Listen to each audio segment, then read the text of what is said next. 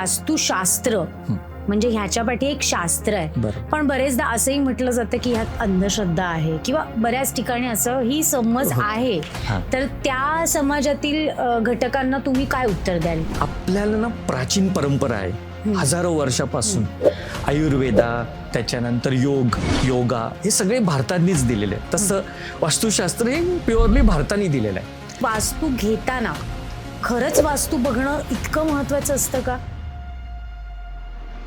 म्हणजे आम्ही अनालिसिस करतो, तुम्हाला जागा कशासाठी हवी. वेगवेगळ्या कारणासाठी लोक जागा घेतात, राहण्यासाठी घेतात, इन्व्हेस्टमेंट म्हणून घेतात. किंवा आपल्याकडे जे शास्त्र वापरलं जातं ते परदेशात देखील त्याचा वापर आहे का? कुठलीही जागा वास्तू घेताना जर वास्तू सल्लागाराचा जर त्याचा सल्ला घेतला तर ते खरंच पुढच्या येणाऱ्या अडचणी टाळू शकतं. मेजर तुमचे लॉसेस किंवा मेजर प्रॉब्लेम्स जर त्या जागेत होणार असतील तर ते आपण इझिली टाळू शकता. बरेचदा ना घर घेताना असं म्हटलं जातं की घराच्या दिशा बघाव्यात किंवा काय, आणि त्यातल्या त्यात खूप ऐकीव असं आहे की दक्षिण दिशा ही वाईट दिशा असतं. वास्तू is a combine signature of all living और वर्किंग मेंबर. वास्तूचा घरात राहणाऱ्या सदस्यांवर परिणाम होत असतो का?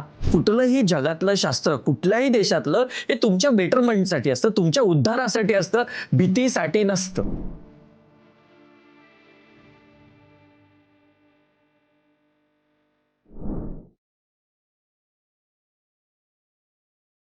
नमस्कार, मी प्रतीक्षा वार्तालापच्या ह्या भागात देखील तुम्हा सगळ्यांचं मनपूर्वक स्वागत करते. आज आपल्या पॉडकास्टमध्ये आपल्यासोबत आहेत श्री निलेश वीरा, एक ख्यातनाम वास्तू सल्लागार, ऑरा एनर्जी रीडर, हीलर, प्रशिक्षक आणि लेखक. गेल्या 16हून अधिक वर्षांपासून ते वास्तुशास्त्र, ऑरा एनर्जी आणि वैयक्तिक विकासाच्या क्षेत्रात कार्यरत आहेत. त्यांनी आजपर्यंत 5000हून अधिक कुटुंबांना मार्गदर्शन केलंय, तसंच 2000 पेक्षा अधिक विद्यार्थ्यांना प्रशिक्षण देखील दिलंय. मराठी आणि इंग्रजी अशा 2 भाषांमध्ये प्रकाशित झालेल्या 3 पुस्तकांचे ते लेखक आहेत. त्यांच्या उल्लेखनीय कार्याबद्दल त्यांना अनेक प्रतिष्ठित पुरस्कारांनी देखील सन्मानित करण्यात आलाय. वास्तू, ऊर्जा विज्ञान आणि सकारात्मक जीवनशैलीच्या माध्यमातून लोकांच्या जीवनात सकारात्मक परिवर्तन घडवून आणण्याचे त्यांचे कार्य प्रेरणादायी आहे. चला तर मग त्यांच्याशी मनमोकळ्या मनसोक्त गप्पा मारूयात. आज आपल्यासोबत उपस्थित आहेत श्री निलेश वीरा. सर, तुमचं मनपूर्वक स्वागत. आज तुम्ही आमच्या या वार्तालाप जंक्शनवर आलात तर मी तुमच्याशी खूप मनमोकळ्या गप्पा मारणार आहे. वास्तूबद्दलच्या अनेक संकल्पना, अनेक प्रश्न सामान्य जनतेच्या मनात असतात. कारण मोठमोठे व्यक्ती तर आहेतच, पण सामान्य मिडल क्लास लोक पण अनेक पैसे साठवून त्यांचं स्वप्नपूर्ती करतात आणि वास्तू घेण्याचा विचार करत असतात. पण त्यावेळेस त्यांच्या मनात अनेक प्रश्न दाटून येतात. ते आज मी या पॉडकास्टच्या माध्यमातून तुमच्यापर्यंत पोहोचवणार आहे आणि तुमचा एवढा वर्षांचा जो प्रवास आहे, तुमचा अनुभव जो आहे तो मी त्यांच्यापर्यंत पोहोचवणार आहे. सर, आपल्या या गप्पांना आपण सुरुवात करूयात तुमच्या परवानगीने. तुम्ही इतके वर्ष या क्षेत्रात कार्यरत आहात, वास्तुशास्त्रात तुमचा इतका मोठा अभ्यासात, त्यातले तुम्ही ठाण्यातले, मुंबईमधले, महाराष्ट्रातले तज्ज्ञ म्हणून ओळखले जातात. तर वास्तुशास्त्र का निवडावं असं वाटलं करिअरच्या सुरुवातीला, किंवा हा जो सगळा प्रवास होता तो कसा होता? ओके, सो नमस्कार. सुरू करण्यापूर्वी मी 15 वर्ष एका मोठ्या लिमिटेड कंपनीसाठी काम करत होतो. अच्छा. आणि आम्ही त्या अख्ख्या इंडस्ट्रीमध्ये जॉईंट होतो. आम्हाला जास्त कोणी कॉम्पिटिटर नव्हते. तर आमच्याकडे आम्ही फ्रँचायझी देतो. 250 फ्रँचायझीज मुंबई, महाराष्ट्र आणि गोवामध्ये आमच्या होत्या.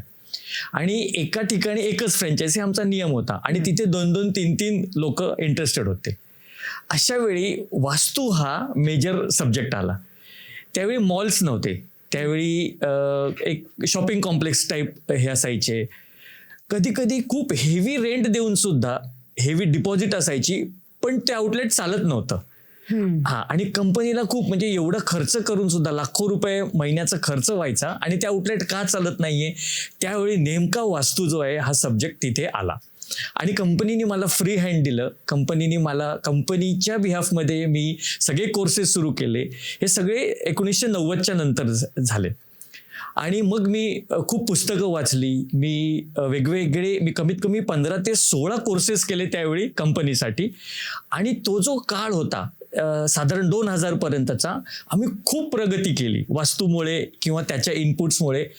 आणि मग म्हणजे आम्ही ते ग्रीटिंग कार्ड व्यवसायात होतो. ग्रीटिंग कार्ड गिफ्ट म्हणजे आता तो संपलाच आहे, जनरली तसं नाहीच आहे आता कुठे.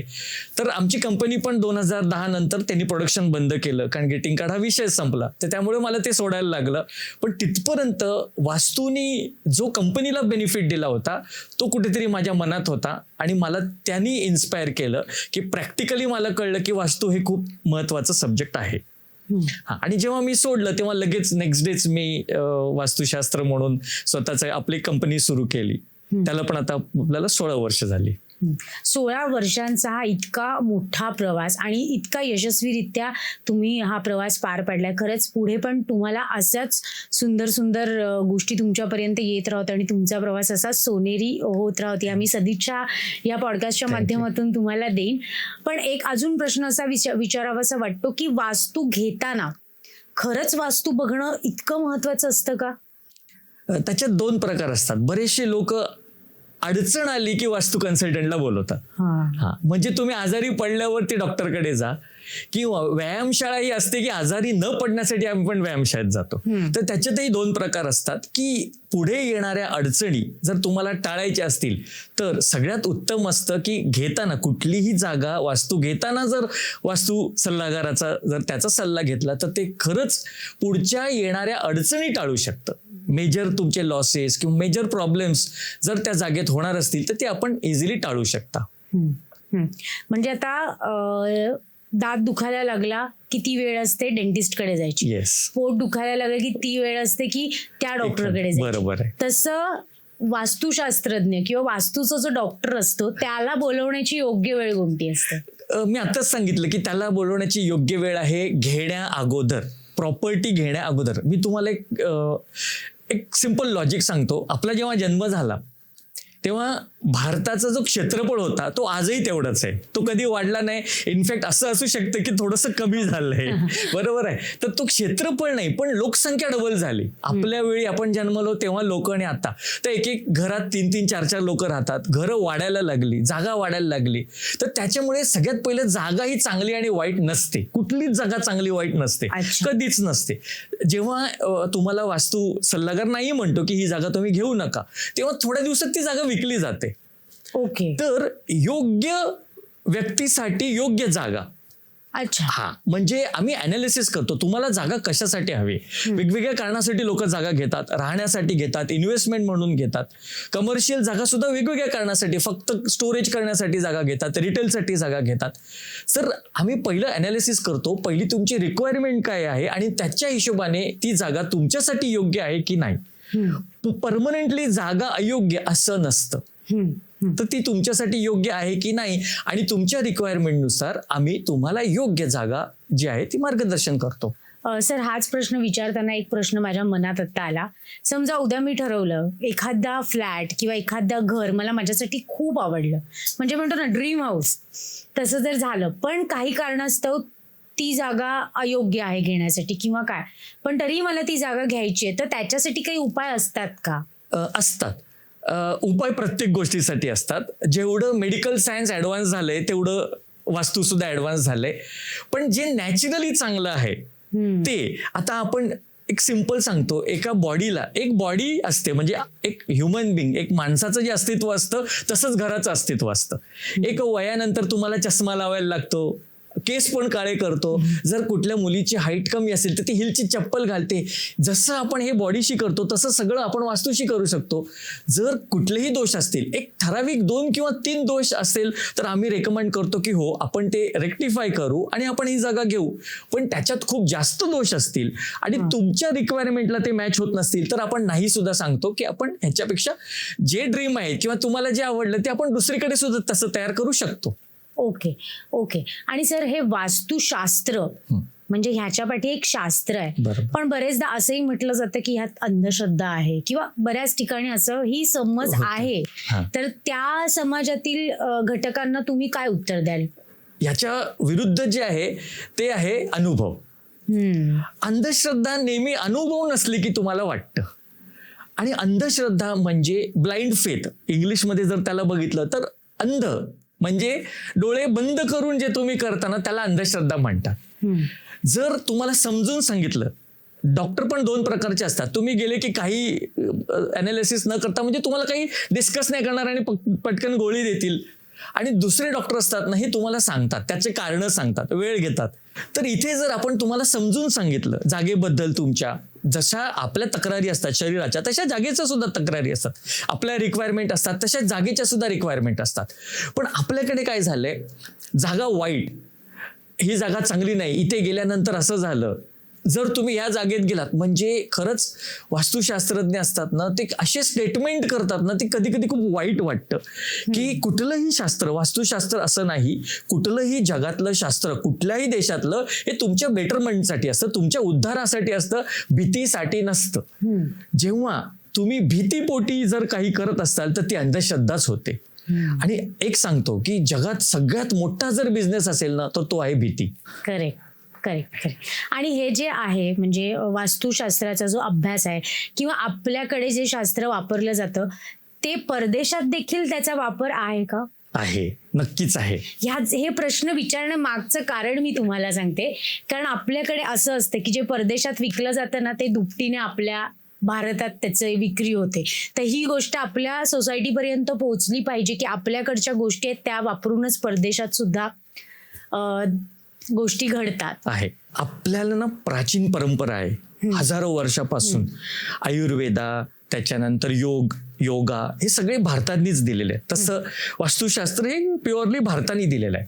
आता तुम्ही भारतातल्या भारतात तुम्ही ज्या ज्या प्रांतात जाल ना, त्या प्रांतात जेवणाची टेस्ट बदलते, जेवणाचे प्रकार बदलतात. लंच आणि डिनर हे दोन कॉमन गोष्टी आहेत. पण नॉर्थ मधलं लंच वेगळं असतं, तुम्ही जर बंगालला गेलं तर त्यांचं लंच वेगळं असतं, गुजराती महाराष्ट्र इथे लंच वेगळं असतं, साऊथ मध्ये घेतलं तर लंच वेगळं असतं. मील आहे, जेवण आहे, पण पद्धत वेगवेगळी आहे. वास्तू ही एक लाईफस्टाईल आहे.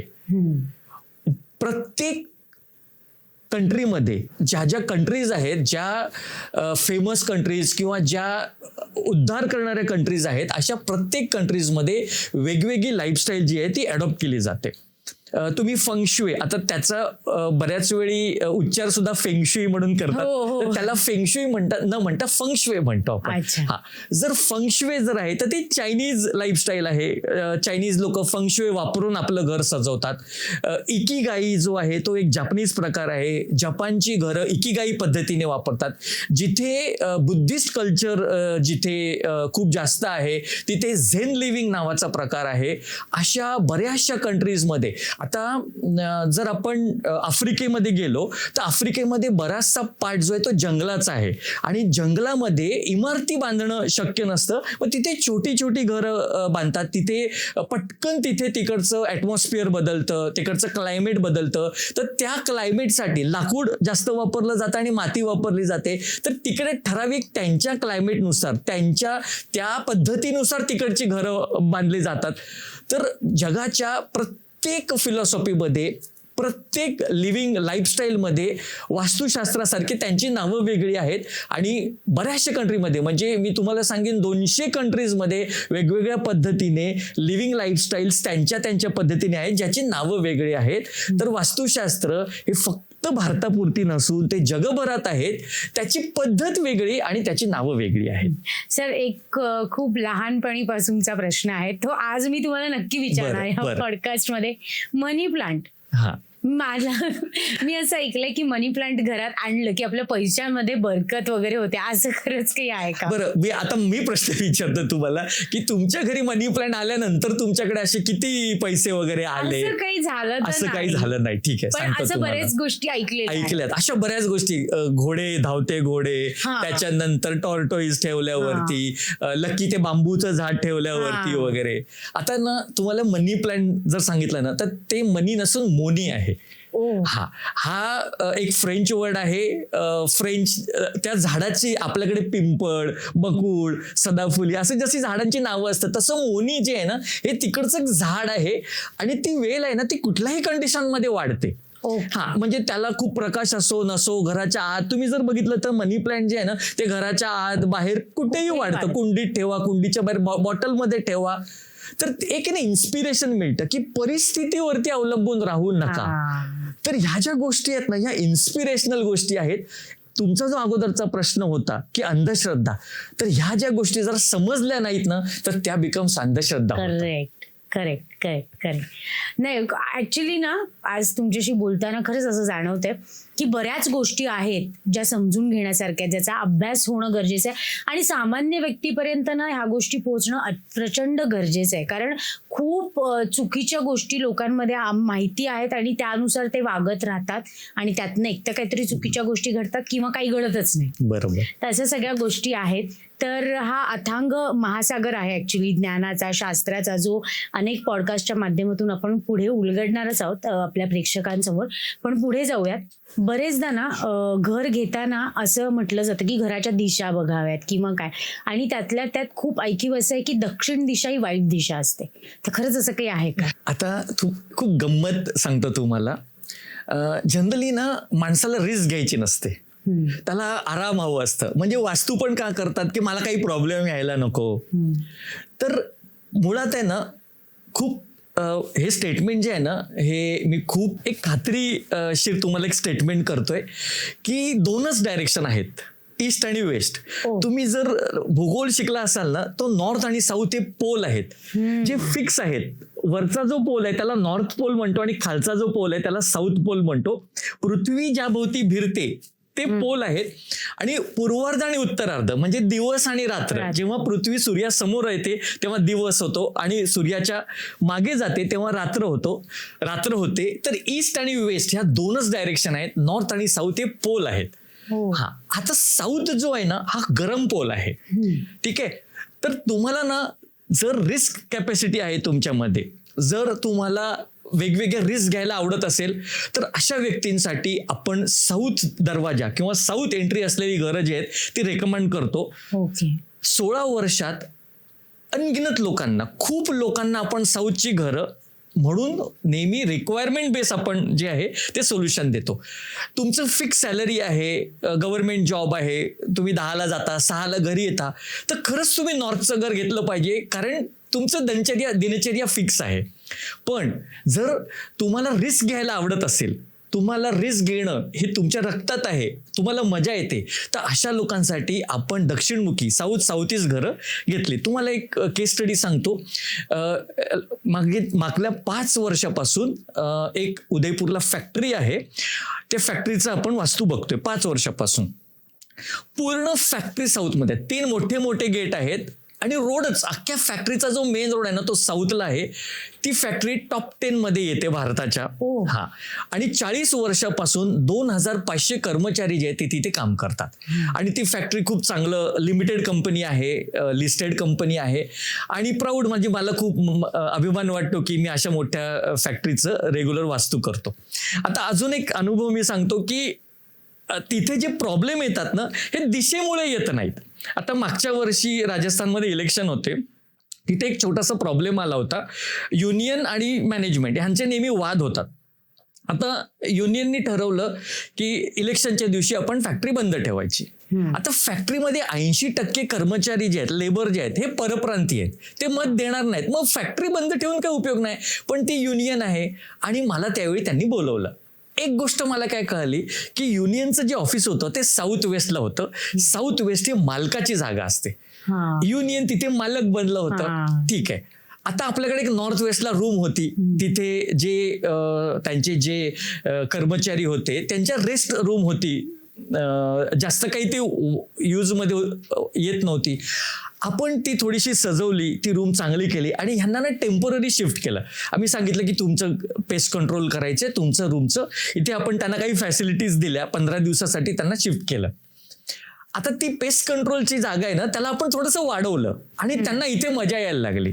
जी रूम नॉर्थ वेस्टला होती, नॉर्थ वेस्ट ही सपोर्टची डायरेक्शन. अगोदर साऊथ वेस्ट मध्ये होते, ते मालक होते. आता आपण नॉर्थ वेस्ट मध्ये आलं. नॉर्थ वेस्ट मध्ये आल्यानंतर ह्याला 1 वर्ष झालं, हे मागच्या वर्षीचं. त्या दिवसापासून आजपर्यंत युनियननी कुठलाच प्रॉब्लेम मॅनेजमेंटच्या समोर क्रिएट केलेला नाही. हा, आता दक्षिणच आहे अख्खं त्यांचं, 3 गेट दक्षिण आहे, दक्षिणमुखी आहे, तरी पण ती टॉप 10 मध्ये येते. खरंच फक्त मेन डोर किंवा एखादी डायरेक्शन तुमची वास्तू चांगली किंवा वाईट हे डिसाईड करू शकत नाही. पण मग अशा अनेक गैरसमज असतील वास्तू घेताना जे लोकांच्या मनात असतात, तर त्यातला सगळ्यात मोठा गैरसमज काय असू शकतो असं तुम्हाला वाटतं? पहिला हाच की दक्षिणमुखी जागा आहे, हा एवढा, आणि हे ना मिथ आहे, हाफ नॉलेज आहे जे मी पण नाही बदलू शकत. म्हणजे तुम्हाला जागा दाखवणारे जे सहाय्यक असतात ना, ते सुद्धा नाही ती साऊथची जागा आहे ती घेऊच नका वगैरे, म्हणजे त्याच्या मागे काहीच नसतं, मिथ असतं. फक्त चेहरा, म्हणजे मला जर लग्न करायचं आहे तर एक चेहरा बघून लग्न नाही करता येणार ना, मला इतरही गोष्टी बघायला लागतील, किंवा समोरच्या व्यक्तीला सुद्धा. तुमचा दरवाजा जो आहे तो चेहरा आहे, तो चेहरा दक्षिणेला आहे म्हणून वाईट जागा आणि चांगली नॉर्थला आहे म्हणून असं नसतं. हे सगळ्यात मोठं मिथ आहे. त्याच्यानंतर आजारपणाशी जोडलं जातं. जर सर्टन गोष्टी तुमच्या जागेत असतील, फॉर एक्झाम्पल नॉर्थ ईस्टला जर टॉयलेट असेल तर ती जागा वाईट, त्याच्यामुळे कॅन्सरचे प्रेडिक्शन्स जे केले जातात ना ते मला खूप वाईट, म्हणजे मला खूप हळहळ होते अशा वेळी की असं नसतं. कुठलाही आजारपण आणि वास्तू याचं खूप असं जास्त रिलेशनशिप नाहीये. तर ह्या दोन गोष्टी म्हणजे दक्षिणेचं वास्तूबद्दलचं मत आणि आजारपण आणि वास्तू यांचं रिलेशनशिप आहे ना, हे खूप, आणि म्हणूनच अंधश्रद्धा जे आहे अशा गोष्टींमुळे वास्तूकडे अंधश्रद्धा म्हणून बघितलं जातं. म्हणजे तुमचं खरोखर म्हणणं असं आहे की वास्तू आणि आजारपण या गोष्टींचा तसा काही संबंध नाहीये, अजिबात नाहीये. मी लोकांना म्हणतो, जेव्हा माझ्या आपल्याकडे ठाण्यामध्ये एक मोठं कुटुंब आहे ज्यांच्या घरी सगळेच डॉक्टर आहेत, एक मोठं ब्रँड आहे त्यांचं, त्यांना राष्ट्रपती अवॉर्ड वगैरे मिळालाय. म्हणजे माझ्यासाठी तो खूप एक प्राऊड मोमेंट होता की त्यांनी वास्तू करायला मला घरी बोलवलं, आणि त्यांच्या घरचं कारण होतं आजारपण. पण तिथे ना मल्टिपल, म्हणजे जॉईंट फॅमिली होती, मोठं घर, अख्खं फ्लोअर त्यांचं होतं, तर त्यांच्याकडे बरेचसे छोटे छोटे आजार, सारखे सारखे आजार व्हायचे. अशा वेळी ना इम्बॅलन्स, तुमच्या ज्या एनर्जीज असतात त्या इम्बॅलन्स झालेल्या होत्या, त्या फाइंड आउट केल्या. आपल्याकडे एक तंत्रज्ञान आहे, PIP आपण म्हणतो, पॉली कंट्रास्ट इंटरफेरन्स फोटोग्राफी. ज्यांना नाही कळणार त्यांच्यासाठी ऑरा फोटोग्राफी. मग ऑरा फोटोग्राफीमध्ये काही एनर्जीज दिसल्या ज्याच्यामुळे ते आजारपण होत होतं. पण त्या आजारपणाला, म्हणजे फॉर एक्झाम्पल काही वास्तू कन्सल्टंट तुम्हाला जर ह्या सर्टन गोष्टीमुळे तुम्हाला कॅन्सर होईल, TB म्हणजे प्राणघातक आजार होतील असं काहीतरी स्टेटमेंट केलं जातं, तर तसं नसतं. माझं लोकांना एक उद्देश आहे की आजारपणाचे इलाज जे आहेत हे मेडिकलच्या साहाय्याने डॉक्टरांकडे जाऊनच सॉल्व्ह करावे, न की वास्तूवाल्याला सांगू. खरंच. ओके. आणि ह्याच अनुषंगाने माझा पुढचा प्रश्न असा आहे की वास्तूचा घरात राहणाऱ्या सदस्यांवर परिणाम होत असतो का? हो, होतो. जनरली लोकांना असं वाटतं की मालक जो आहे त्याच्यावरतीच परिणाम होतो, म्हणजे बाबा आहेत किंवा आई ज्यांच्या नावाने घर आहे असं नाही. Vastu is a combined signature of all living or working member. जेवढी लोक घरात राहतात किंवा त्या ऑफिसमध्ये त्या जागेत काम करतात, या सगळ्यांचं कंबाईन सिग्नेचर म्हणजे वास्तू. परत एक छोटीशी केस स्टडी सांगतो. 9वीला एक मुलगी होती, सुविधा नावाची. शाळेमध्ये ना तिचं परफॉर्मन्स चांगलं नव्हतं ना, शाळेने 2 ऑप्शन ठेवले इयर एंडला, आयदर तुम्ही 9वी रिपीट करा किंवा 10वीला बाहेरून बसा, कारण त्या शाळेचा आत्तापर्यंतचा 100% रिझल्ट लागायचा. मग या एका मुळे तो 99% नसावा. तिची जी पर्सनल त्यांच्या टीचर होत्या त्या आपल्याकडे घेऊन आल्या तिला. तर तिला ना एक इच्छाशक्ती, ते एक प्रश्न विचारला की तुला काय बनायचंय, तर मला टीचर बनायचंय. पण त्याच्यासाठी इच्छाशक्ती नव्हती तिच्याकडे. तर मला पटकन डाऊट आला, हिचं आपल्याला रूम बघायचंय. आणि मी जेव्हा घरी गेलो ना ते एकदम मला डल होतं रूममध्ये. काही प्रश्न विचारले, त्याच्यानंतर कलर्स देऊन, म्हणजे सर्टन कलर्स त्या मुलीच्या स्वभावामुळे, तिच्या डेट ऑफ बर्थ वरून तिचं पूर्ण आपल्याला एक डेटा मिळतो, तिचा स्वभाव, आणि तिला नाही मिळत ह्या गोष्टींच्या मध्ये कलर एक ब्रिजचं काम केलं. आणि यू विल नॉट बिलीव्ह, ती 10वी झाली, ती 12वी झाली, ठाणा कॉलेजमध्ये ती मुलगी आज मास्टर करत आहे. हे 7 वर्षापूर्वीचं उदाहरण आहे. तर जेवढा वास्तू बाबांना इफेक्ट करतो, आईला इफेक्ट करतो, तेवढा मुलांना, घरात राहणाऱ्या प्रत्येक व्यक्तीला वास्तूचे पॉझिटिव्ह आणि निगेटिव्ह इफेक्ट होता इक्वली. सर, ह्याच्याच संदर्भात पुढचा प्रश्न विचारीन. मी म्हटलं तुम्ही आज आमच्या पॉडकास्टमध्ये आलाय तर तुम्हाला आम्ही सगळं विचारूनच जास्तीत जास्त सोडणार. हॉलमध्ये किंवा बेडरूममध्ये असे कोणते कलर्स प्रेफर केले पाहिजेत की ज्याच्याने घरात शांतता राहील आणि आपलं माइंड स्टेबल राहील? असं तुम्हाला वाटतं? बरं, दोन पद्धती असतात. एक असं फिक्स वे, म्हणजे जसं किचन आहे ना, किचन म्हणजे अग्नेय, बरोबर आहे. तर स्वयंपाकघरात निळा रंग कधीच वापरायचा नाही. ओके. निळा हा पाण्याचा रंग आहे. तुम्ही ओशन वगैरे तुम्ही जर नुसतं ओशन टाकलं तर तुम्हाला ब्लूच रंग सगळीकडे दिसेल. बरोबर. तर पाण्याचा रंग जर आपण तिथे केला तर ती विरुद्ध रंगसंगती होते आणि त्याच्यामुळे घरात भांडण होतात हे आपल्याला कधीच कळत नाही. हा, तर मग कुठले कलर वापरायचे? तर हिरवा रंग. हिरवा म्हणजे लाकडाचा. पूर्वी आग लाकडामुळे व्हायची, लाकडापासून आग व्हायची. सो लाकूड हा सपोर्टिव्ह एलिमेंट आहे. लाकडाचा रंग म्हणजे झाडांचा रंग हिरवा. सो हिरवा रंग जो आहे तो आपण किचनला देऊ शकतो, स्वयंपाकघराला देऊ शकतो. आता भाड्याने जेव्हा घरं द्यायची असतात तेव्हा आपण आहे ना फिक्स, म्हणजे साऊथ वेस्ट शयन कक्ष किंवा आपण बेडरूम म्हणतो, तिथे आपण पिंक कलर, जर यंग असतील तर त्याला आपण पिंक कलर देतो. जर एज असेल जास्त तर पर्पल आणि लव्हेंडर. एक टिप मी प्रेक्षकांना देतो इथे की पर्पल आणि लव्हेंडर हा इन्सोमेनिया, म्हणजे जर तुम्हाला झोप येत नसेल तर त्याच्यासाठी रामबाण इलाज आहे. हा, म्हणजे जर तुम्हाला कलर बदलायचा नसेल तर बेडशीट घ्या पर्पल लव्हेंडर कलरची, पडदे लावा, फुलं जी आहेत आपण जी फुलं ठेवतो ती पर्पल आणि लव्हेंडर कलरची ठेवा. सो जनरली दोन प्रकार असतात. एक फिक्स म्हणजे जागेनुसार दिशेनुसार कलर, दुसरं रिक्वायरमेंट नुसार कलर. आता मी तुम्हाला एक्झाम्पल दिला तर त्या मुलीला ना आपल्याला तिथे एनर्जी आणायची होती, तिची इच्छाशक्ती वापरायची होती, म्हणून लाल रंगाचा वापर केला. बऱ्याच वेळा उलट होतं, हायपर ऍक्टिव्ह चिल्ड्रन असतात, त्यांची एनर्जी एवढी वाया जाते ना, खूप दिवसभर एनर्जी वाया जाते. आता त्याच्या रूमवरती जर रेड ऑरेंज येलो कलर असतील, फायर कलर, तर ते वाढवणार त्याची हायपर ऍक्टिव्हिटी. मग ती कमी करण्यासाठी सुथिंग कलर, जे लाईट कलर असतात ते आपण तिकडे देण्याचा प्रयत्न करतो. सो कलर हे जनरली राहणाऱ्या व्यक्ती, त्यांचा स्वभाव आणि रिक्वायरमेंट ह्याच्यावरती आपण सजेस्ट करतो. ओके. आणि सर, आता एखाद्या घराचा ओनर आहे जो त्या घरात राहत नाही पण ते घर त्याचे आहे आणि तो ते घर रेंटवरती एखाद्याला देतो, तर रेंटवरती घर घेतलेल्या व्यक्तीवरती पण तितकाच परिणाम होतो का त्या घराचा? आता तुम्हाला गंमत वाटेल पण जेव्हा फोन येतो ना तेव्हा त्यांचं पहिला हे असतं की आम्ही रेंटच्या घरात राहतोय. बघा, तुम्ही कुठल्याही घरात राहा, प्रॉब्लेम येणार. तुम्ही रेंटच्या घरात सुद्धा डॉक्टरांकडे जाताच, ठीक आहे, सगळं म्हणजे मुलं शिकतात. 80% कमर्शियल प्रॉपर्टी ज्या आहेत ना त्या रेंटवर असतात. मला 16 वर्ष झाली, त्याच्यातले 12 वर्ष मी रेंटवरच होतो. त्याच्यानंतर आता आपण आपलं स्वतःचं ऑफिस घेतलं. तर जागेचा परिणाम हा तिथे राहणाऱ्या व्यक्तीला होतो, न की मालकाला. हा, जर मालक तिथे राहत असेल तर मग त्याला परिणाम होणार. मी मगाशीच म्हटलं की वास्तू is a combine signature of all living member. तुम्ही भाड्याने आहात याचा अर्थ 11 महिने, 3 वर्ष किंवा 5 वर्ष तुम्ही त्या जागेचे मालक आहात. त्याचेच आपण पैसे देतो, ते जागा वापरायचे. आता माझी जागा भाड्याने दिली तर मी राहू शकत नाही तिथे जाऊन, मी काहीच करू शकत नाही. ह्याचा अर्थ ती जागा ठराविक वेळेसाठी कोणाला तरी दिलेली आहे. ती व्यक्ती त्या जागेत जेवढा दिवस राहते तेवढा दिवस त्या जागेचे चांगले आणि वाईट परिणाम त्या व्यक्तीला, त्या राहणाऱ्या व्यक्तीलाच होतात, मालकाला होत नाही. एक व्यक्ती 4-4, 5-5 जागा घेतो इन्व्हेस्टमेंट म्हणून.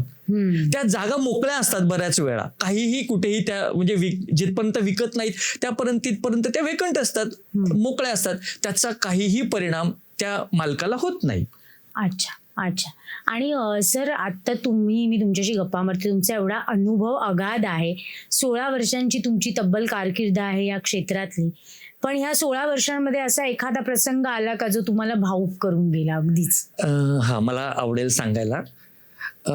जेव्हा पॅन्डेमिक आलं ना तर त्याच्या अगोदर JB नगर अंधेरीला एक इमारत होती, तिथे 70 फॅमिलीज होत्या. रिडेव्हलपमेंटसाठी ती इमारत जी आहे ती रिकामी केली.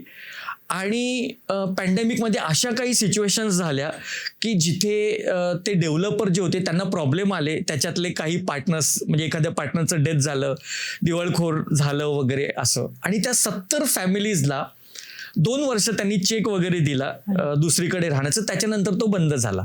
आता JB नगर अंधेरी सारख्या ठिकाणी जिथे 50,000 ते 1,00,000 रुपये रेंट असतं, ही लोक जी आहेत ह्यांना ते परवडेन असं झालं, स्वतःच्या खिशातून नंतर पैसे भर.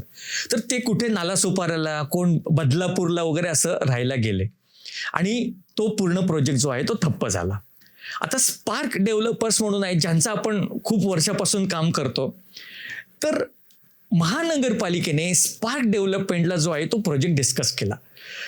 खूप कोटी रुपये त्याच्यावरती जी आहे ती फीज पण होती. आता कोणी नवीन डेव्हलपर आला तर त्याला पहिल्यापासून सुरुवात करायची, त्याला ते सगळे ड्यूज भरायचे, या 70 लोकांना घर द्यायचं आणि उरलेल्या जे विकून मग जे आहे त्याला प्रॉफिट होणार म्हणून 5 वर्ष कोणीही हे करत नव्हतं.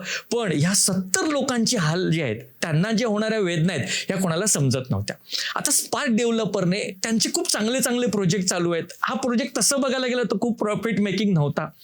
तर त्यांनी मला विचारलं की हा प्रोजेक्ट करायला पाहिजे का. तर मी म्हटलं हो, आपल्याला करायला पाहिजे. प्रत्येक वेळी फायदा न बघता आपण जर भावना बघितल्या, आपण इमोशन्स बघितले, गुड इमोशन्स नेहमी तुम्ही जेवढे जमा कराल ना ते खूप पटीने वाढतात आणि मग त्याचं तुम्हाला जे आहे ते कमर्शियल बेनिफिट मिळतं. महानगरपालिकेने खूप मदत केली त्यांना. महानगरपालिकेने काही ड्यूज माफ केले, काही त्यांना ड्यूज लेट द्यायला सांगितलं आणि ते आत्ता या अक्षय तृतीयाला तो प्रोजेक्ट सुरू झाला. अजून एक गंमत सांगतो, बाजूची ती जागा होती ना ते पण आता अप्रोच झाले की आमची पण बिल्डिंग बांधा. आत्ता इथे ना नो प्रॉफिट नो लॉस मध्ये ती बिल्डिंग फक्त त्या 70 जणांसाठी जी आहे ती आपण ती बिल्डिंग बांधत होतो. आता बाजूचा जो प्रोजेक्ट आहे, बाजूचा जो प्लॉट आहे तो खूप मोठा आहे. तर त्या बिल्डरला पहिल्यांदा तिथे काही प्रॉफिट दिसत नव्हतं, पण आता जो बाजूचा प्रोजेक्ट आला त्याच्यामुळे जो आहे तो त्याला म्हणजे येणाऱ्या काळात नक्कीच. तर हा वेदनादायी होता आणि मला खूप बरं वाटलं की आपण या 70 लोकांच्या ह्याच्यामध्ये, आणि असे जे बंद असलेले प्रोजेक्ट आहेत मागच्या 2-3 वर्षात, स्पेशली डिमॉनिटायझेशन नंतर आणि पॅन्डेमिक नंतर जवळजवळ 12 ते 15 बंद असलेले प्रोजेक्ट आपण रिस्टार्ट करण्यास मदत केली. किती म्हणजे चांगली गोष्ट आहे.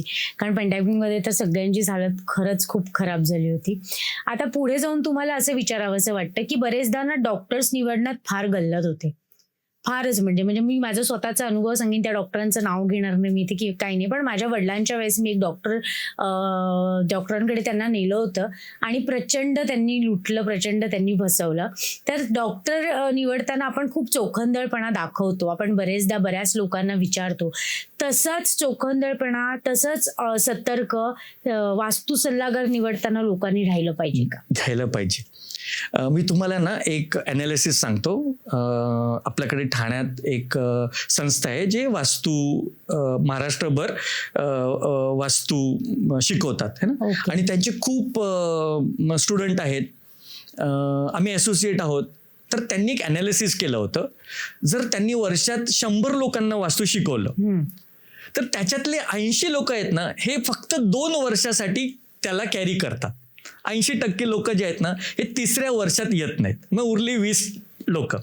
आता 20 लोक आहेत, त्याच्यातली 10 लोक जी आहेत ना ही 5 वर्षात बंद करतात. ते कन्सल्टन्सी पूर्ण करत नाहीत. फक्त 100तली 90 लोक गेली, फक्त 10 लोक पुढे जातात. या 10 मधले 5 लोक आहेत ना ती फक्त 10 वर्षच कन्सल्टन्सी करतात किंवा 10 वर्षच या वास्तूच्या बरोबर असतात. आता उरले 5. ही 5 लोक जी आहेत ना ही 20 ते 25 वर्ष पूर्ण करतात. त्यांना लेजंड असं म्हणू शकतो आपण. पहिले कन्सल्टंट असतात, वास्तू सल्लागार असतात, त्याच्यानंतर एक्सपर्ट आणि लेजंड. आता 80 जी लोक आहेत ही आत्ता शिकलेली आहेत, नवीन आहेत. तर तुम्ही जेव्हा वास्तुतज्ञ निवडता तेव्हा त्याला किती वर्षाचा अनुभव आहे, त्याच्या केस स्टडीज किती आहेत, कंप्लायन्सेस म्हणजे मी माझं जर सांगू तर आपण GST भरतो, आपली जी कंपनी आहे ती ट्रेडमार्क रजिस्टर्ड कंपनी आहे, आपलं स्वतःचं प्रशस्त ऑफिस आहे, आपण हायेस्ट टेक्नॉलॉजी वापरतो. टेक्नॉलॉजी म्हणजे काय तर PIP जे आहे तो PIPचा कॅमेरा आणि PIPचं सॉफ्टवेअर एकंदरीत 3.5 ते 4 लाख रुपये त्याला दरवर्षी लागतात. MIT कॉलेज पुण्याकडून आलेलं सॉफ्टवेअर आहे आणि दरवर्षी आपल्याला त्याला अपग्रेड करायला लागतं. तर ह्या ज्या गोष्टी आहेत ना ह्या आपल्याला प्रोफेशनलिझमकडे नेतात. आता तुम्ही विचार करा, नवीन शिकलेली लोक असतात जी 80% लोक आहेत ती आणि आपण ह्याच्यामध्ये बराचसा फरक असतो. जो तुम्हाला आलेला अनुभव आहे जो हा म्हणजे प्रत्येक कुठलाही एक्सपर्ट निवडताना वास्तू असं नाही, तो एक्सपर्ट त्या एकंदरीत त्याचं व्याप किती आहे, त्याला किती वर्ष झाली, त्याच्यानुसार आपण त्याला निवडलं पाहिजे. ओके, तुमची इतकी छान कॅची टॅगलाईन आहे वास्तू बियॉन्ड डायरेक्शन, ह्याच्याबद्दल आम्हाला जाणून घ्यायला खूप आवडेल. परत मी एक केस स्टडी घेतो इथे. 2 वर्षापूर्वी आपण ही टॅगलाईन आणली, ठीक आहे. 2 वर्षापूर्वी एका महिन्यामध्ये 5 वेगवेगळ्या केसेस आपल्याकडे आल्या. ओके. हा, एक माझे RTO एजंट आहेत, माझे मित्र आहेत, तर त्यांची बायको आणि आई यांचं भांडण व्हायचं. तर त्यांना वाटत होतं की माझ्या आईला एक वेगळं घर चाळीत विकत घेऊन द्यायचं होतं, तर तू असं घर सिलेक्ट करून दे की जिथे आईला नंतर ह्याच्या पुढे शांतता मिळेल. त्याच्यानंतर आपल्याकडे एक राजेश लाईफ स्पेसेस म्हणून एक प्रोजेक्ट होता, जो काही कारणामुळे अडचणीत आला आणि बऱ्यापैकी तो डिले झाला. लोकांना असं वाटलं की पैसे डुबले की काय. त्याच्यानंतर लोढा स्टेला ह्यांनी तो घेतला, टेकओव्हर केला आणि 12 वर्षानंतर जो आहे लोकांना, म्हणजे 10 वर्षापर्यंत लोकांना वाटले होते पैसे बुडाले आणि अचानक त्यांना तो प्रोजेक्ट 12 वर्षानंतर, म्हणजे एका माणसाला 12 वर्षानंतर त्याचं घर जे आहे ते मिळतंय. तो ना प्रत्येक वेळी मला फोन करत होता. मी कंटाळलो होतो. म्हटलं अरे तू, पण नंतर ते कळलं की त्याचे ते इमोशन्स आहेत. एखादी गोष्ट जर तुम्हाला 12 वर्षानंतर मिळतं आणि 3 ते 4 कोटीचं घर होतं ते. हे दुसरं झालं. तिसरं, एक हॉटेलियर आहेत आपले क्लायंट. तर 4 का 5 वर्षापूर्वी आपण त्यांना घर घेऊन दिलं होतं आणि त्यांची त्या 4 वर्षात बरीच प्रगती झाली. आता मुलं मोठी झाली तर त्यांना मोठं घर हवं होतं. आता त्यांनी एक लॅविश अपार्टमेंट बुक केलं होतं. तर त्यांना हवं होतं की जे तुम्ही 3 वर्ष किंवा 4 वर्षापूर्वी जुन्या घरात केलं होतं ते सगळं इथे झालं पाहिजे आणि इनफॅक्ट अजून काही एक्स्ट्रा झालं तरी चालेल. आपल्याला जो अनुभव आलाय तो कंटिन्यू हवाय. अजून एक, हे एकाच महिन्यात सगळं. एक भाऊ होता, त्याला आपण 4 वर्षापूर्वी घर घेऊन दिलं आणि त्याची खूप प्रगती झाली, पण समहाऊ त्याची बहीण स्ट्रगल करत होती. तर आता त्याला बहिणीला घर गिफ्ट करायचं होतं. तर माझ्याकडे एकच मागणी की असं घर बहिणीला दे जसं मला दिलंस. 4 वर्षापूर्वी मी सुद्धा EMI वगैरे भरीन की नाही खूप प्रश्न होते. आज मी सगळं 10 वर्षाचा व्याप 5 वर्षात निस्तरला आणि मी नवीन घर घेण्याच्या लायक झालोय. तर तू बहिणीला सुद्धा असंच घर मला सिलेक्ट करून दे. अजून एक आपले क्लायंट आहेत भावेश भाई, मगाशी मी सांगितलं होतं, ज्यांचा तो प्रोजेक्ट त्यांनी त्या 70 फॅमिलीजसाठी जो प्रोजेक्ट केला, ते भावेश भाई स्पार्क बिल्डरचे. तर ते सेकंड होम जे आहे ते लोणावळ्याला घेत आहेत. आता ते भावेश भाई किती वेळा जातील हे माहीत नाही, पण प्रेस्टिज इश्यू, त्यांच्याकडे गाडी पण मोठी हाय एंड गाडी आहे. त्यांचं एक सेकंड होम, मोठा विल्ला जो आहे ना तो लोणावळ्याला बनतोय. तर तिथे कुठल्याही गोष्टीची कमी नसली पाहिजे आणि मला फ्री हँड असतं. म्हणजे मीच जाणार तिथे, काही वस्तू लावायच्या आहेत, आर्किटेक्ट्स बरोबर प्लॅन डिस्कस करायचा आहे. आईपासून ते भावेशबाईंपर्यंत तुम्ही बघितलेत ना तर सगळ्याकडे भावना महत्वाच्या आहेत. आईला घर हवंय, बहिणीला घर हवंय, ते सेम सक्सेस हवंय. 12 वर्षानंतर घर मिळतंय आणि माझं घर हे स्टेटस सिम्बॉल म्हणून. इथे दिशेचा उपयोग काहीच नाही.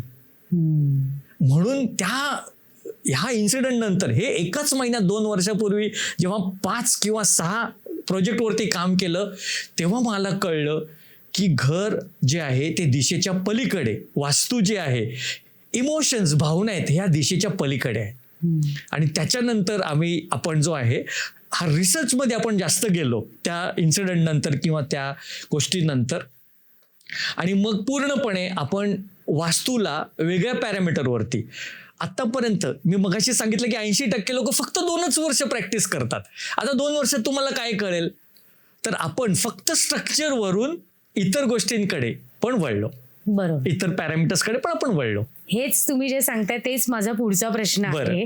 Vibrations, atmosphere, structure, thinking, understanding, याचा वास्तूशी नेमका काय संबंध असतो? हा, हे आपले ट्रेडमार्क रजिस्टर्ड, आपण ह्याला ट्रेडमार्क केलेलं आहे. वास्तूचं स्पेलिंग आहे. V म्हणजे व्हायब्रेशन्स, स्पंदन, A म्हणजे ॲटमॉस्फिअर, वातावरण, S म्हणजे स्ट्रक्चर. 80% जी वास्तू कन्सल्टंट आहेत ते फोकस फक्त स्ट्रक्चरवर करतात. तुम्ही पुस्तकं वाचा, रील बघा, तुम्हाला स्ट्रक्चरच्या पलीकडे वास्तू जास्त काही सांगितलं जात नाही आणि कळणार नाही. T म्हणजे थिंकिंग, तुमचे विचार, आणि U म्हणजे अंडरस्टँडिंग. आता व्हायब्रेशन, कंपनं प्रत्येक फेथमध्ये, हिंदू, मुस्लिम, सीख, जैन, बुद्ध, प्रत्येक दिनचर्या असते, प्रत्येकाचं एक लाईफस्टाईल असतं आणि प्रत्येक धर्मामध्ये वेगवेगळे कंपनं बनवण्याचे प्रकार असतात. जर मी शिव्या देतोय घरी तरी कंपन्या बनतात, मी सिगरेट ओढतोय तरी कंपन्या बनतायत, आणि मी जर मंत्रोपचार करतोय, मी मेडिटेशन करतोय, मी पूजा करतोय तरी पण कंपन्या बनतात. गुड इमोशन बॅड इमोशन असतात, तशी गुड कंपनं, गुड व्हायब्रेशन बॅड व्हायब्रेशन असतात. आणि हेच आपण PIP, पॉलिकॉन्ट्रास्ट इंटरफेरन्स फोटोग्राफी, ह्या माध्यमातून आपण कॅच करतो. ऍटमॉस्फिअर म्हणजे वातावरण.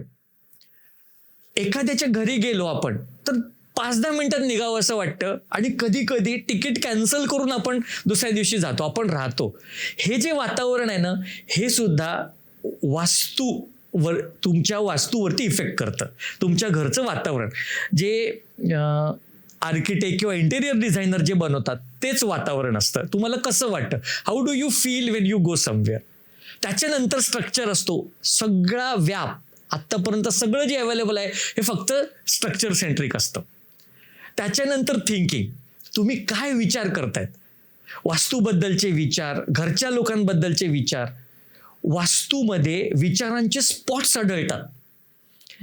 एखादा निगेटिव्ह व्यक्ती पूर्ण घराला निगेटिव्ह बनू शकतो. त्याच्यासाठी आपण आहे ना, लहान मुलांना जेव्हा आपण शाळेमध्ये वगैरे प्रोग्राम करतो तेव्हा आपण आहे ना 2 कप घेतो. 1 कप थोडंसं घाणेरडं पाणी आणि 1 कपात चांगलं पाणी, आणि एक चांगला पांढरा शुभ्र जो कापूस असतो तो त्या घाणेरड्या पाण्यातून काढून चांगल्या पाण्यात टाकतो, आणि हे पाणी पण खराब होतं. मुलांना सांगण्यासाठी की कसा परिणाम होतो, सराउंडिंगचा परिणाम. तुम्ही ज्या लोकांबरोबर, तसं सेम तुम्ही जेव्हा घरी येताय तेव्हा तुम्ही कुठून घरी येताय, तुमची दिनचर्या काय आहे, तुमच्या विचारांचा वास्तूवरती मेजर परिणाम असतो. त्याच्यानंतर अंडरस्टँडिंग, आपण फायनान्सला अंडरस्टँड करतो. तुम्ही चेक देता तेव्हा तुमच्याकडे पैसे असले पाहिजेत. तुम्ही गाडी चालवता तेव्हा फ्यूल आहे की नाही, टायरमध्ये हवा आहे की नाही, ही जी अंडरस्टँडिंग असते ती घरात सुद्धा असते. बॉडीची अंडरस्टँडिंग असते. आपण केस कापतो, आपण पार्लरला जातो, डॉक्टरांकडे जातो, जिमला जातो. जी अंडरस्टँडिंग बॉडीची आहे ती घराची सुद्धा असते. आत्ता स्ट्रक्चर जर तुमचं चांगलं असेल तरी 20%, आणि स्ट्रक्चर खूप खराब आहे तुमचं वास्तूच्या माध्यमातून तरी पण त्याचा इफेक्ट 20% असतो. कारण प्रत्येकाचा आहे, व्हायब्रेशनचा 20%, ॲटमॉस्फिअरचा, स्ट्रक्चरचा, थिंकिंगचा आणि अंडरस्टँडिंगचा. अंडरस्टँडिंग वास्तू, अंडरस्टँडिंग एकमेकाबद्दल तुमच्या घरात किती लोकांची अंडरस्टँडिंग आहे त्याचा सुद्धा वास्तूवरती परिणाम होतो. खरंच खूप सुंदर ज्ञान तुमच्याकडनं आम्हाला वास्तू संदर्भात मिळत आहे. पण ना, एक प्रश्न असा विचारायचा वाटतं की आज संपूर्ण ठाणा हा पॉडकास्ट बघताय, त्यांना त्यांच्या प्रश्नांची उत्तरे मिळत आहेत. पण महाराष्ट्रातल्या प्रत्येक कुटुंबाला, प्रत्येक उद्योजकाला आणि प्रत्येक गृह खरेदीदाराला जर या पॉडकास्टच्या माध्यमातून एकच ओळ सांगायची असेल किंवा एकच वाक्य पोहोचवायचं असेल तर ते काय पोहोचवाल? ओके, परत मी एक टॅगलाईन वापरतो की good property may give you good space. चांगली प्रॉपर्टी आहे ना, एक चांगली स्पेस देऊ शकते तुम्हाला, बट वास्तू compatible property will give you good space and peace. तर जेव्हा वास्तू कम्पॅटेबल प्रॉपर्टी जर घेता तर स्पेस तर मिळणारच आहे, आणि त्याच्याबरोबर पीस सुद्धा तुम्हाला मिळेल. खरंय. बऱ्याचदा असं निदर्शनास आलेलं आहे की एखादी प्रॉपर्टी विकलीच जात नाही किंवा तिथे भाडोत्री येतच नाही, आले तरी टिकतच नाही. तर ह्याच्या पाठचं काय कारण असू शकतं, आणि हे वास्तुशास्त्रा रिलेटेड आहे का? आता 16 वर्ष इथेच आहे ना, तुम्हाला वास्तू कन्सल्टंट, मगाचा जो प्रश्न होता कसा निवडायचा, कुठलाही प्रोफेशनल कसा निवडायचा, तर 80% लोक इथे तुम्हाला जे आहेत ना हे अडकणार. म्हणजे जर अशी केस आली त्यांच्याकडे की आमचं घर भाड्यानेच जात नाहीये, मला सांगायला आवडेल की जनरली इतर वास्तू कन्सल्टंटकडे 99 ते 95% हिंदू लोक असतात, कारण हा थोडासा हिंदूजमशी कनेक्टेड आहे. पण माझ्याकडे 30% नॉन हिंदू क्लायंट आहेत. 30% हा खूप मोठा नंबर आहे, कारण ते कुठेतरी अडकलेत. जेव्हा त्यांची जागा विकली जात नाहीये, एक ठराविक 50,000 ते 1,00,000 रुपये जागेचं भाडं आहे, आणि 2-3 महिने झाले माझी जागा विकलीच जात नाही, म्हणजे तुमचा लॉस होतो एव्हरी मंथ. मग अशा वेळी तुमचे मिथ्स किंवा बिलीफ्स जे आहेत ते बाजूला ठेवायला लागतं, आणि तुम्हाला वास्तू कन्सल्टंटला बोलवायला लागतं, कारण त्यांना कोणीतरी रेफर केलेलं, त्यांना कुठेतरी केस स्टडी, अरे माझी जागा, मी पण अडकलो होतो आणि माझी जागा विकली गेली. तर इथे आपली मास्टरी आहे, आपण फॉल्ट काढून देतो. सोल्युशनची कॉस्ट 2,000 ते 3,000 रुपये, पण सोल्युशनपेक्षा महत्वाचं असतं डायग्नोसिस. एक उत्तम डॉक्टर आहे ना, तो डायग्नोसिस प्रॉपर करतो आणि मग तुम्हाला मेडिसिन देतो, मग तुम्हाला औषधं देतो. तर आपल्याकडे आत्तापर्यंत जागा विकली न जाणं, जागा भाड्याने न जाणं किंवा अडकलेले प्रोजेक्ट, हे सगळं एकच ह्याच्यामध्ये येतं. त्याच्यासाठी परीक्षण करण्यासाठी आपल्याकडे खूप ॲडव्हान्स टूल्स आहेत आणि खूप माफक दरात आपण, कारण ते भाड्याने द्यायचं आहे तर आपण खूप काही त्याच्यात वास्तू बदल वगैरे करायला सुचवत नाही. तर आपल्याला म्हणजे मला खरंच सांगायला आवडेल की ह्याच्यात आपली मास्टरी आहे. आणि सर, ह्याच शास्त्रासंबंधित तुम्ही 1 नाही 2 नाही तब्बल 3 पुस्तकं प्रकाशित केली आहे आजपर्यंत तुमच्या प्रवासात. त्या पुस्तकांबद्दल काय सांगाल?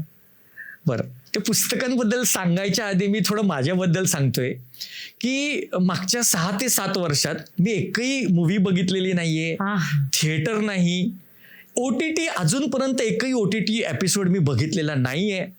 आता मी वेळ कसा घालवतो तो पुस्तक वाचून. मी आणि माझी बायको, आम्हाला दोघांना खूप पुस्तकं वाचायची पहिल्यापासून सवय आहे. आमच्याकडे TV नाहीच आहे घरी, लायब्ररी आहे. तर 3 वर्षापूर्वी 2023ला एक ॲक्सिडेंट झाला माझा आणि तो मेजर होता. जवळजवळ 6 महिने मी बेडवर होतो, पायात रॉड टाकायला लागला. आता हे 6 महिने कसे काढायचे? माझी बायको पण वास्तू कन्सल्टंट आहे, तर बिझनेस सुरू होता, ती जायची.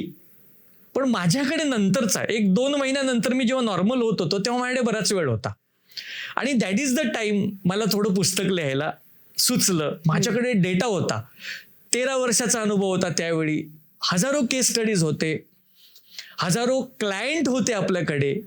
तर काही त्यांच्या टेस्टिमनीज, काही त्यांच्या, आणि आपल्याकडे वास्तूसारखे इतरही बरेच सब्जेक्ट आहेत वास्तू रिलेटेड.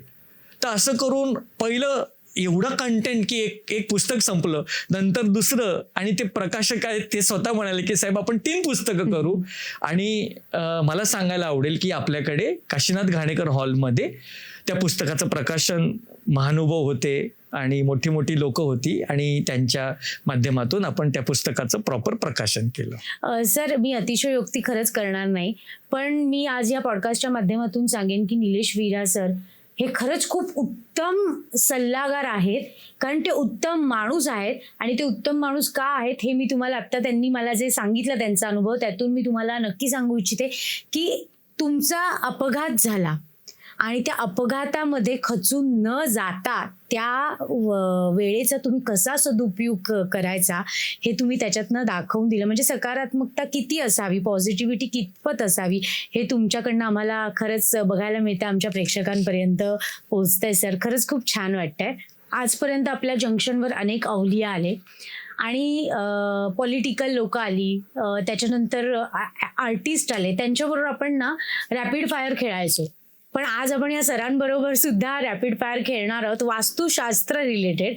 तर तो किती इंटरेस्टिंग असणार आहे ते आपण जाणून घेऊयात. सर, तुम्हाला एका शब्दात उत्तर द्यायचंय आणि भारी भारी एका लाईनमध्ये उत्तर द्यायचंय.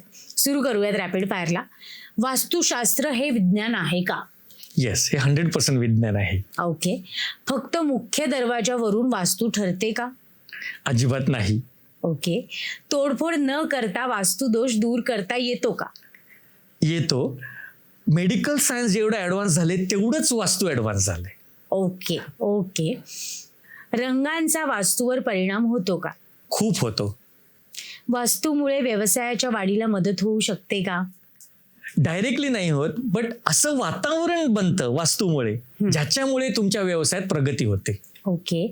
वास्तूचे नियम फक्त तळमजल्यापुरते मर्यादित असतात की ते प्रत्येक मजल्यावर लागू होतात? वास्तू जे लिहिलंय ना शास्त्रामध्ये ते इंडिपेंडेंट हाऊसेससाठी लिहिलंय. पण मॉडर्न लिव्हिंग आपण सगळंच बदललं, लाईफस्टाईल बदलली, तसं आपण आता न्यू एज वास्तू म्हणून म्हणतो. येस, त्याचा परिणाम जो परिणाम खाली होतो तो वरती होतो, पहिल्या मजल्यापासून शेवटच्या मजल्यापर्यंत. पण तिथे आपण बदल केलेले आहेत वास्तूमध्ये, त्यालाच आपण न्यू एज वास्तू असं म्हणतो. ओके. वास्तूमुळे नातेसंबंधांवर परिणाम होतो का?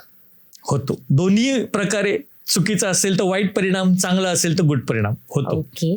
घरातील वातावरण यशावर प्रभाव टाकते का? खूप प्रमाणात टाकतं. ओके. घरातील अव्यवस्था, पसारा नकारात्मक ऊर्जा वाढवते का? वाढवते. जर वास्तू तज्ञाला नाही बोलवलं, वास्तू फॉलो नाही केलं तरी चालेल, पण जर घराचा पसारा, क्लटर्स हे जरी आपण वेळच्या वेळी दूर केले तरी सुद्धा तुमची वास्तू तुम्हाला योग्य तो मोबदला देते. ओके. ऑनलाईन वास्तू सल्ला पुरेसा असतो का? अजिबात नाही. नाही. मी त्यांना रोबोट म्हणतो. ऑनलाईन कन्सल्टंट जे असतात ते रोबोटिक असतात. काही ठराविक गोष्टी तुम्ही ऑनलाईन मेडिसिन घेऊ शकता का डॉक्टरकडून, त्याला दाखवून तुमचा रोग नाही. तसंच जेवढी तुमची बॉडी महत्वाची तेवढं तुमचं घर महत्वाचं. ओके. शेवटचा रॅपिड फायरचा प्रश्न. निलेश विरा ठाण्यातील, महाराष्ट्रातील, भारतातील अनेक लोकांना वास्तुशास्त्राचे धडे देतात, त्यांच्या वास्तूमधले दोष दूर करतात. तेच सगळे नियम स्वतःच्या वास्तूसाठी वापरतात का? मला माझी बायको वापरायला भाग पाडते. कुठलीही नवीन गोष्ट आली ना की ती पटकन आपण हे करू, आपण घरी लावू, आपण हे करू, असं करत करत येस. आणि त्याच्यामुळे माझी गाडी सुद्धा आली. माझ्याकडे जुनी गाडी होती, आमच्याकडे एक नवीन प्रोडक्ट आलं होतं की जर तुमची ड्रीम गाडी लवकर हवी असेल तर हे प्रोडक्ट वापरा. आणि खरंच ते वापरलं आणि म्हणजे मी लगेचच माझी गाडी अपग्रेड केली. तर आपल्याला ज्या गोष्टी हव्या असतात त्या आपण सगळ्यात पहिल्या ज्या आहेत त्या आपण अप्लाय करतो. हा, म्हणजे निलेश विरांसाठी ते कितीही मोठे वास्तुशास्त्रज्ञ असले तरी सुद्धा जगाचा नियम चुकलेला नाहीये की त्यांच्या वास्तूमध्ये त्यांच्या होम मिनिस्टरचाच नियम चालतो. आज तुम्ही आमच्या स्टुडिओमध्ये आलात, इतक्या सुंदर गप्पा मी तुमच्या बरोबर मारल्या. अनेक गोष्टींबद्दल जे गैरसमज होते ते आज ह्या पॉडकास्टच्या माध्यमातून दूर झाले. अनेक लोकांना दिशा मिळाली आणि मला असं खात्रीने वाटतं की ह्याच्या पुढे घर घेताना लोक पुढचा व्याप टाळण्यासाठी नक्कीच तुम्हाला किंवा तुमच्यासारख्या जाणकार वास्तुशास्त्र जे बघतात त्यांच्याशी संपर्क साधतील. आणि खरं सांगू का, आज माझं समाधान नाही झालं या पॉडकास्टच्या माध्यमातून, कारण की हा अथांग महासागर आहे ज्ञानाचा, शास्त्राचा, जो तुमच्याकडनं आम्हाला उलगडायचा आहे आणि आमच्या प्रेक्षकांपर्यंत पोहोचवायचा आहे. त्यामुळे हा एक पॉडकास्ट समाधानकारक नाही, असे अनेक पॉडकास्ट व्हायला पाहिजे ज्याच्यातनं तुमचं ज्ञान प्रेक्षकांपर्यंत महाराष्ट्रभर, भारताभर पोहोचलं पाहिजे. आणि आपण ते नक्कीच करू याची मला खात्री आहे. तुम्ही आज इथे आलात, तुमचा इतका अमूल्य वेळ आम्हाला दिला त्याबद्दल मी तुमचे मनपूर्वक आभार मानते. Thank you very much. आजचा संवाद ऐकल्यावर कदाचित तुम्ही तुमच्या घराकडे, ऑफिसकडे किंवा फॅक्टरीकडे वेगळ्या नजरेने पाहत असाल, बरोबर ना? कधी कधी समस्या मोठी नसते, फक्त दिशा चुकीची असते. श्री निलेश विरा यांनी आज आपल्याला ह्या पॉडकास्टच्या माध्यमातून हे दाखवून दिलं की बदल नेहमी भिंती तोडून नाही तर विचार बदलूनही होऊ शकतो. जर तुम्हालाही वाटत असेल की मी खूप प्रयत्न करतोय पण काहीतरी कमी पडतंय, तर कदाचित त्या उत्तराचा धागा आजच्या या संवादात नक्कीच तुम्हाला सापडेल. आणि अशाच अर्थपूर्ण विचारांना चालना देणाऱ्या चर्चांसाठी वार्तालाप जंक्शनला नक्की सबस्क्राईब करा, लाईक करा आणि शेअर करा. आणि असंच आमच्यावर मनसोक्त प्रेम करा. पुन्हा भेटूयात अशाच एका नव्या कथेसह, नव्या व्यक्तिमत्वासह. तोपर्यंत विचार करा, दिशा ठरवा आणि पुढे चला. धन्यवाद.